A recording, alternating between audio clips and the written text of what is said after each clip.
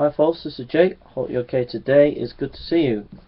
So we're on this book. We're quarter way through now, and we're looking at Lycona's thoughts on the letters of Paul and the resurrection of Christ. The next item on our list is the letters of the Apostle Paul. Paul is very important for two reasons. He is our earliest written source that mentions the resurrection of Jesus. Since his letters very probably predate the Gospels and were written sometimes between AD 48-65 or 18 to 30 years after Jesus' crucifixion, he also claims to have known other leading disciples to whom the risen Jesus had appeared. All four Gospels are quite clear that the resurrection of Jesus was something that occurred to the corpse of Jesus. When the woman and others came to the tomb on Easter morning, the body was no longer there. Jesus is later seen. He prepares and eats food. He is touched and he invites others to touch him. However, a significant minority of scholars claim that the empty tomb was a legend invented by Paul and Luke, and John invented a physical Jesus in their Gospels as a response to the Docetists, who did not believe that Jesus even actually had a physical body. Paul is thus a very important source for us in understanding the early Christian belief in Jesus' resurrection.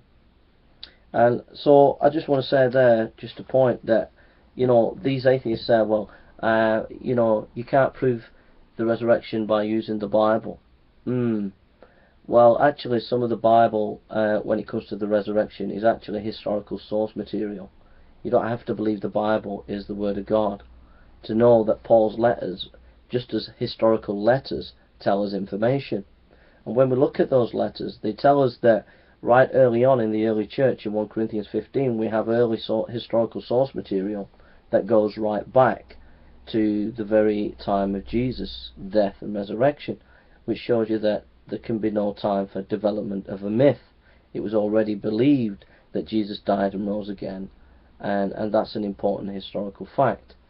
For example, in 1 Corinthians 15, the first few verses, Paul says, and of first importance. We know that this is the way rabbis used oral tradition for passing on information, and the oral tradition that they used was they had a much stronger memory, and they were trained to memorize, and they were trained to tell the teaching of the rabbi or philosopher.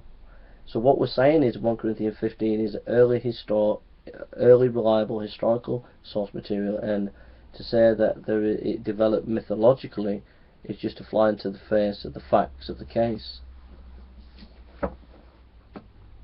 I would like to debate Richard Carrier on it, and I would like people to be aware of this more, but thousands of my videos were taken down by atheists, and I was harassed by them, and they phoned me up and threatened me, and now all my scholarly work's gone, and that's why I'm doing these videos.